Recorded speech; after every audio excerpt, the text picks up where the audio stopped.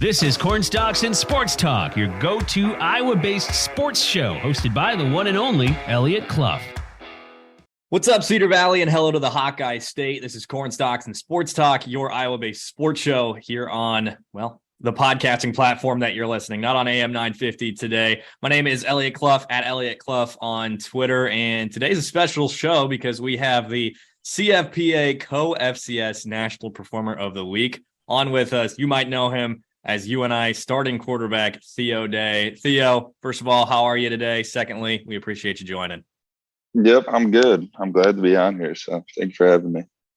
So there were actually some folks on Twitter that were a little salty about the fact that you won that national award and then come back and the MVFC, they hand the offensive player of the week to the opposing quarterback that you guys defeated. Coach Mark Farley was a little dismissive of it, which nobody was surprised by. But your thoughts on that, winning that national award and then the MVFC handing the winner of the offensive player of the week to Nick Baker?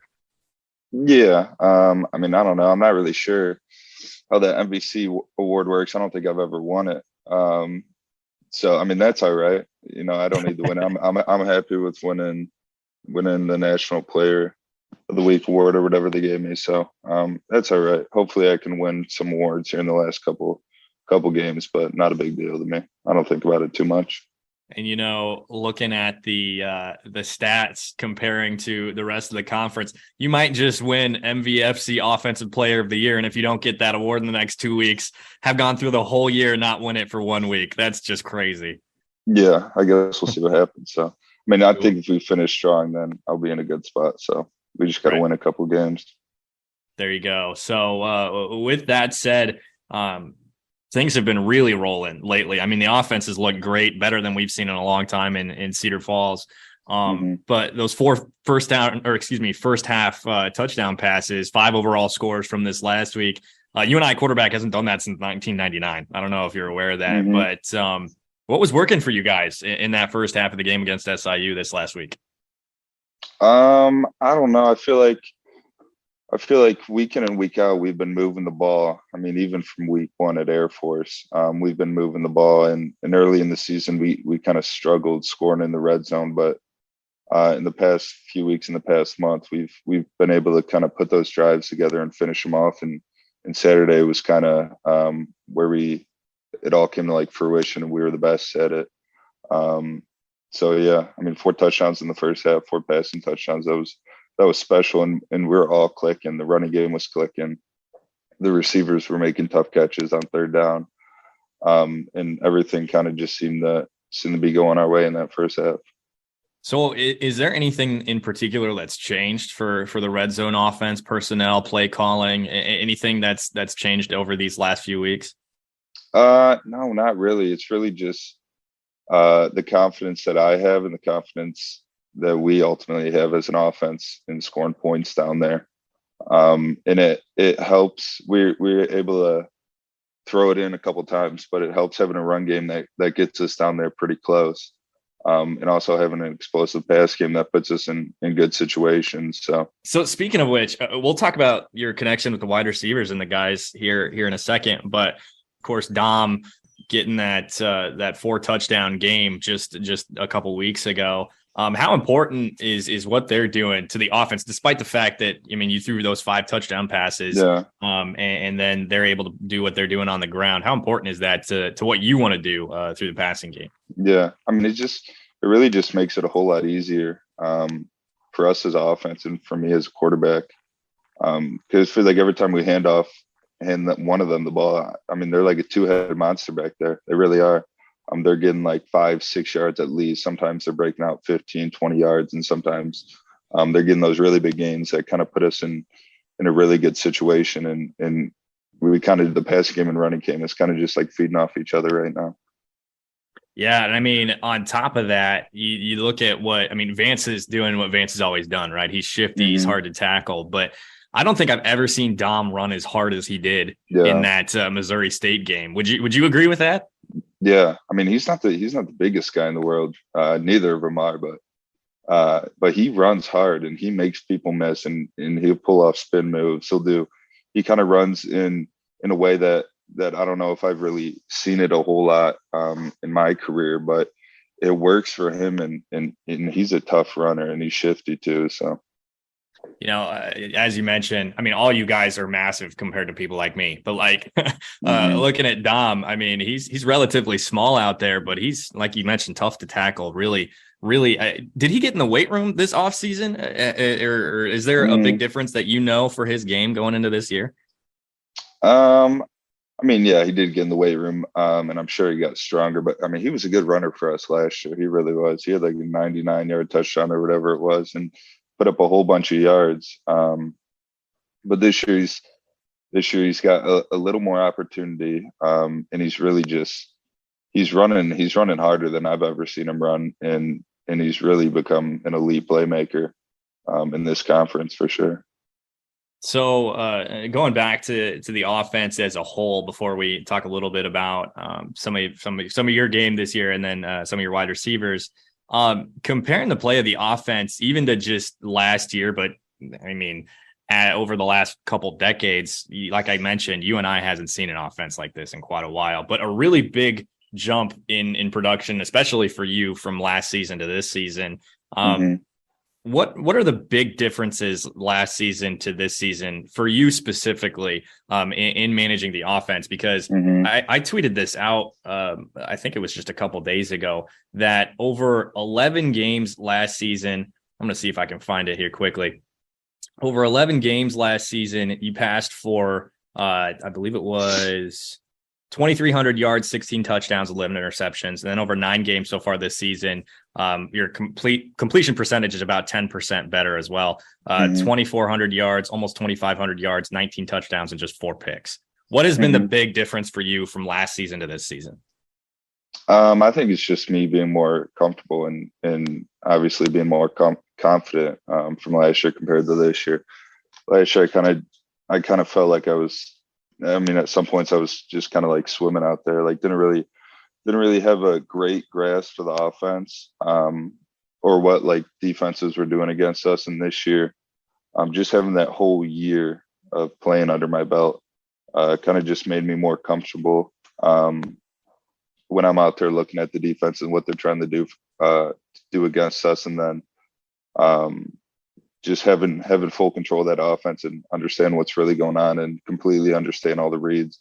I think that's been the biggest difference. And then obviously we got Coach Reeder in here this year. And I mean, I don't know if people are talking enough about it, but he is next level. I really do believe that. He's my 5th OC. I've been in college 5 years. He's my 5th OC. And I mean, he's able to put together game plans and call plays better than anyone I've been around. So I think that's also, one of the just huge differences between this year and last year. I was going to mention Coach Reeder and his influence on the offense, as well as being a quarterback's coach. How much time do you spend with Coach Reeder? Like in a given week, how often are you around him? Yeah, I'm probably with him, counting practice and meetings, 4 or 5 hours a day, at least. So we spend a lot of time together. You're getting a full-time job in there with Coach Reeder. Yeah, just about every day we're going over stuff. So it's good to kind of have that connection with the OC and the QB coach, and he's really open to.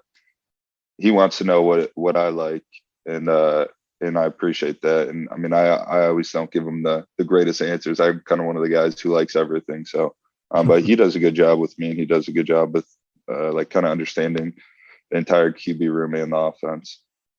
One thing that I've heard, particularly from a couple wide receivers, is that the offense this year is more tailored to the guys that are in the offensive room, as opposed to just bringing in an offense and saying, hey, you guys conform to what I have here on paper. Would you agree with that, first of all? And if that's so, how is it more tailored toward your game?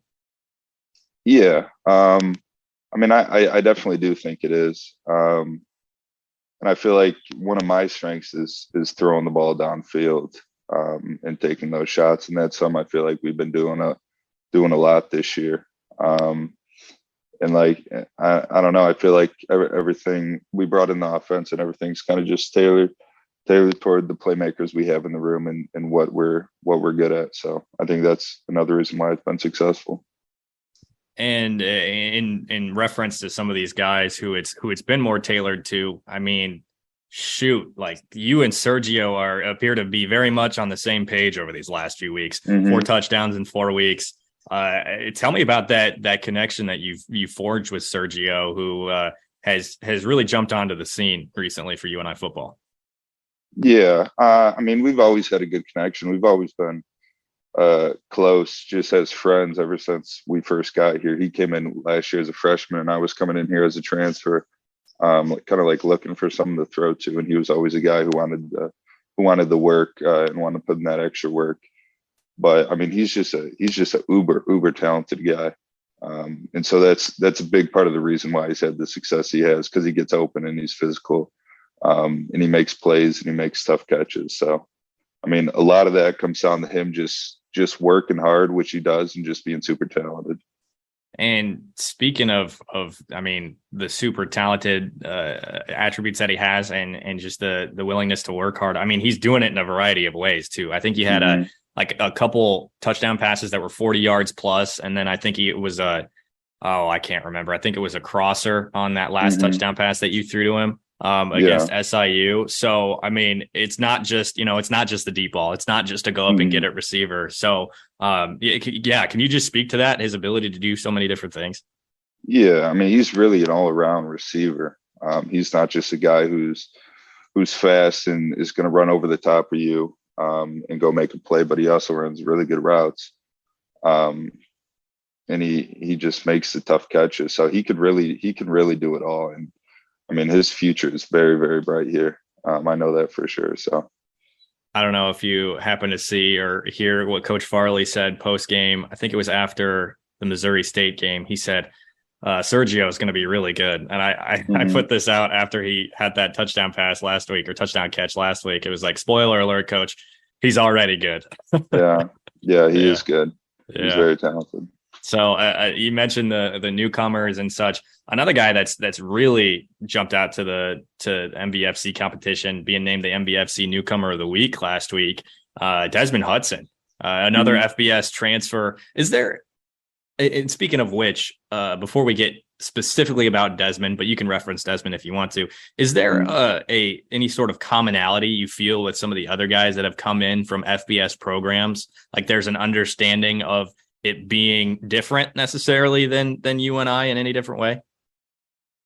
I do think there's an understanding of kind of like what you're given at like these bigger programs, whether it be Michigan State, Iowa, Kansas, Iowa State. We kind of got guys from all over, and kind of like the treatment you get, and then you come to Northern Iowa and you come to Cedar Falls and you don't necessarily get all the things that you did at like the Power 5 level or whatever it may be.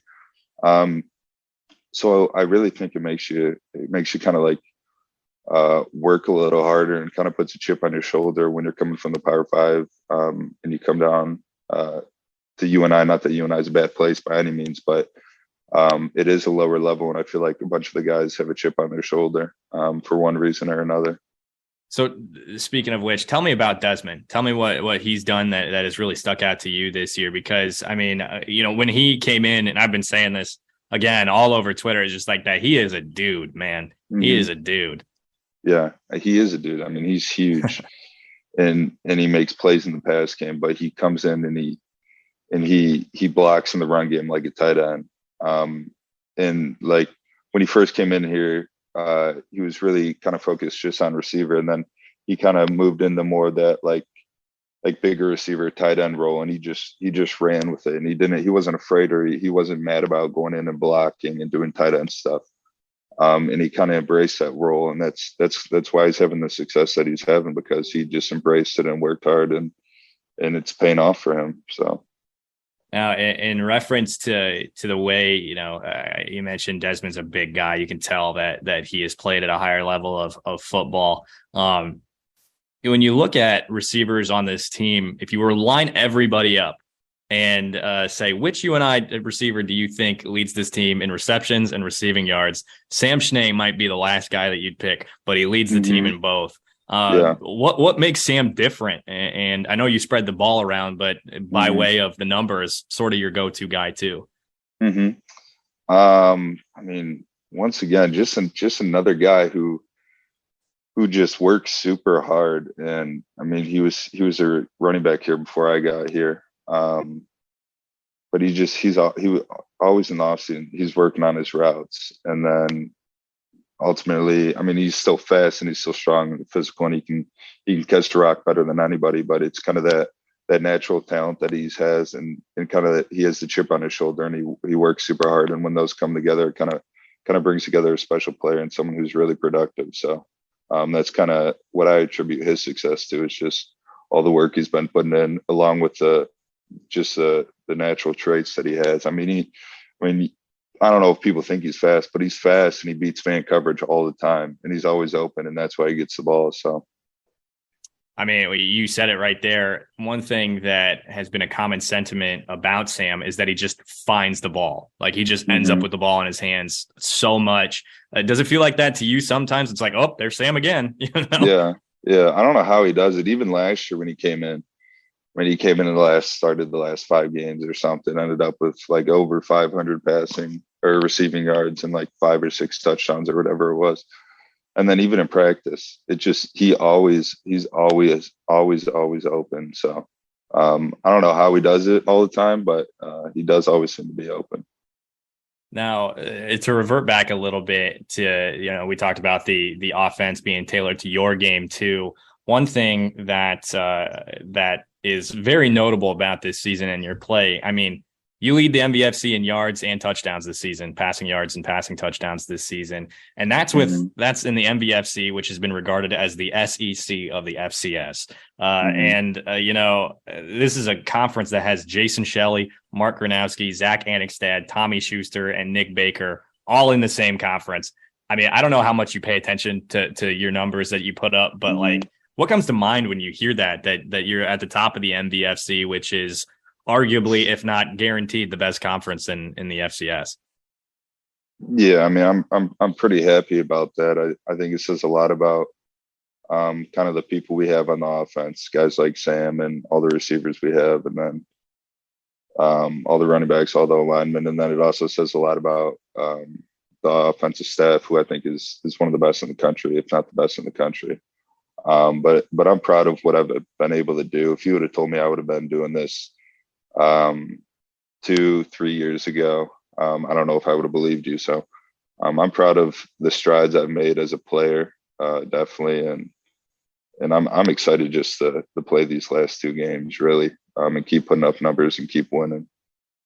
Before we get to that next game, I want to ask you about South Dakota State a little bit. Before we get to that, tell me about the change in the defense, because I mean, it's just common knowledge. Everybody knows that they were struggling to start the year, right? And that's not what, the UNI defense and Coach Mark Farley's defense is known for. But it appears they've really figured it out and have really solidified some things that they may have been struggling with earlier on in the season. What have you seen from the defensive guys, maybe in practice, that has changed in their output and what they're doing on the field? Yeah. I mean, I think after they got beat up in the first couple of weeks, they kind of had a realization that, I mean, nothing's like, they're not who they were last year. It's not the same defense. They got to come out and they got to earn it every week. And I think that's something they've really taken pride in the past couple of weeks, and it's why they've had success. So I think it's just them finding their new identity, and not believing they're good because they were good last year. They were good the year before that. It's believing they're good because they're good now and they're making plays now. So I think that's a big part of it. Is there any player on the defensive side of the ball for UNI that just kind of makes you say, oh crap, I got to go against this guy in practice again, or like every day? I mean, there are a bunch of good players. I think Benny Sapp probably would be the one that comes to mind when he's in the back end, because he's so fast. I mean, he's a big body, but he's so fast, and he changes directions pretty quickly. So you kind of always got to know where he's at.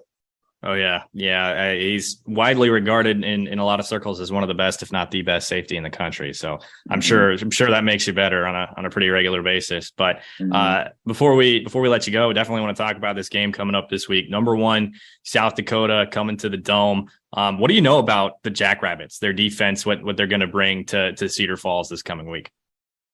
Yeah, I know a decent amount from just what we did last year against them and the defense they had last year. And I believe it's the same defense coordinator. And I'm still kind of getting into the early stages of watching film this week. I had to finish up a couple things at homework before I could really dive into it. And then I'll dive into it more in the next couple of days. But I know they're probably gonna play some sort of man coverage a decent amount of time, and they're gonna make it tough for our receivers to get downfield. And then their D linemen are going to be super good, and they're going to rush the passer, and they're going to try and stop the run. So, I mean, I would just imagine I've watched 3 or 4 games of them already, and you can tell they're physical, and you can tell they're the number 1 defense in the Missouri Valley and the number 1 team in the country because they got athletes all over the field, and they play hard and they play fast. So it'll be a tough challenge for us. They're 8-1, number 1 team in the country. Like I mentioned, UNI hasn't beaten the number 1 team in the country since 2014. What's it going to take to get a win on Saturday against the Jackrabbits? Yeah, I mean, it's going to take an entire team effort. We're going to have to be good on offense. We're going to have to stop people on defense, and then special teams is going to have to make some plays too. So I don't think one phase of the team will win this game for us. I think it's going to take all 3. So. You've heard and you've seen the Dome be, you've heard it be loud, not necessarily packed, still working on that. But like I said, you've heard it be loud a few times. How important will it be for Panther Nation to show up and get loud against the number 1 team in the country this weekend? Yeah, I mean, it'll be super important. I know we played at North Dakota State last year. In the first couple of drives, you kind of hear anything you kind of hear yourself think. And I know it gets loud in here, even with some of the crowds we've had this season late in the game, they get loud. So you just add more people to that, and keep that same energy, then that's gonna cause some problems for them for sure. Last thing I'll say before we let you go, Theo. You'd probably agree with this, but you're kind of known as being a guy who has a serious demeanor about you, always kind of business oriented. Tell me about that. Is that always the way you've been? Is just kind of always engaged and just kind of a serious guy? I mean, I bet some people would consider me the complete opposite of that. Not very serious at all. Yeah, but I don't know. I'd consider myself a pretty quiet guy, and sometimes that comes off as serious. But for the most part, and with a bunch of my friends, a bunch of my teammates, I'm a pretty goofy guy throughout the entire week. And then Friday, Saturday, I try to get a little more focused and try to lock it in a little bit. So on game day, I'm not talking as much, but I'd say for the most part, I'm a pretty goofy guy. All right. Breaking news. Not too serious. Breaking news on Corn Stalks and Sports Talk. Yeah. And most of our interactions have been when we're doing like press conferences or interviews and stuff. So maybe a little bit different. But I appreciate you joining today, Theo. Good luck this weekend. Excited to see how you guys do and to see how Panther Nation turns out. Yep. Appreciate you having me on. All right, folks, that was Theo Day, as lively as ever on this Wednesday episode of Corn Stalks and Sports Talk. Thanks so much for tuning in today. If you missed it, UNI Athletics, they are doing a flash sale for this Saturday's game against number 1 South Dakota State in the Dome. Playoff implications, of course, you heard all of it in that interview with Theo, but tickets, just $10. You can sit anywhere in the Dome right now. That's a flash sale from Tuesday at 1 p.m. until Wednesday at 1 p.m. So if you haven't got your tickets for the game yet, do it now, just $10. Also, before you go, please make sure that you subscribe and follow, depending on where you're listening. And if you're on Apple Podcasts, leave that rate and review. It does help us out so much. We really appreciate it. If there's anything you can do to help us out here on Corn Stalks and Sports Talk, it is doing that. And you can always subscribe on YouTube as well. That is greatly appreciated. Just search Eliot Clough there. You'll find all of my interview clips, as well as some of those solo Wednesday episodes that I do that I really enjoy. So again, you can find those on YouTube. And while you're there, make sure you subscribe, like, drop a comment, etc. It is greatly appreciated. Once again, folks, my name is Eliot Clough. I'm a UNI insider for Town Square Media. You can find me on Twitter at Eliot Clough. This was another week's edition of Corn Stalks and Sports Talk.